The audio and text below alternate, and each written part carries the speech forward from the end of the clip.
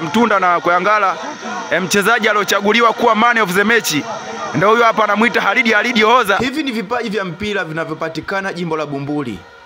Vijana wakiwezeshwa wanaweza. Kuna timu nyingi ndani ya jimbo la Bumbuli na zinafanya vizuri sana. Koyangala ni timu nzuri na ina wachezaji wanaojitoa sana. Mbele iko vizuri sana, Kibaoni iko vizuri, Msongolo, Kwadoe, Bumbuli, Mpalai, Dule, Mponde, Kwangeza, Shembekeza, Nguhui, Baga, Mgwashi na Soni.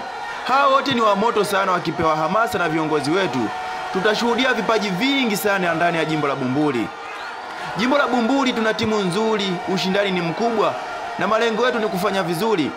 Na tunatumaini ipo siku viongozi wetu watatuunganisha pamoja na kutupa ligi tofauti tofauti.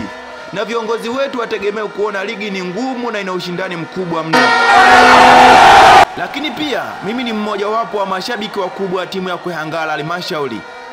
Ndani ya timu hii kuna ushindani wa kutosha kutokana na aina ya wachezaji waliopo. Kila mmoja ana ubora wake na sifa zake.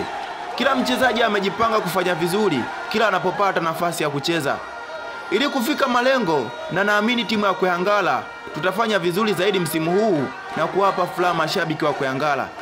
Koyangala imecheza michezo kadhaa hivi karibuni.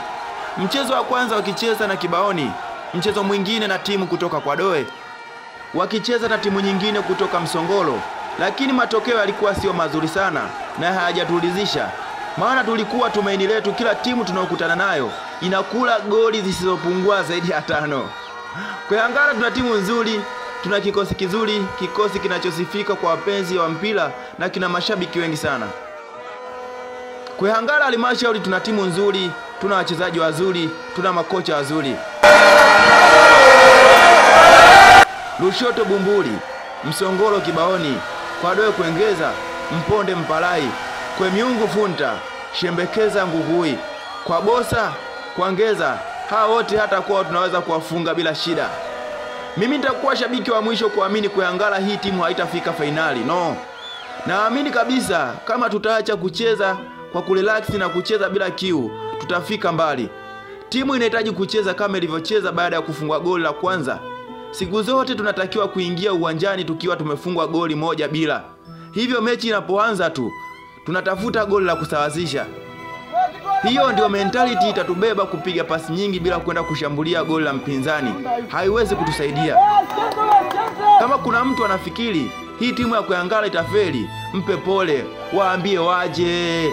Viongozi wetu tunaomba mtoe hamasa kwa vijana, na vijana ndio nguvu kazi. Mkiwaonesha ushirikiano mzuri, watawafanya na kuwaimba nyinyi ni viongozi bora, viongozi wa kuheshimiwa na kuigwa. Tunashukuru sana na asante. Mimi wenu artist kwa jina naitwa Fadhili Omar Dai. Usisahau kulike na kukomenti, kwani hautawahi kuniona tena.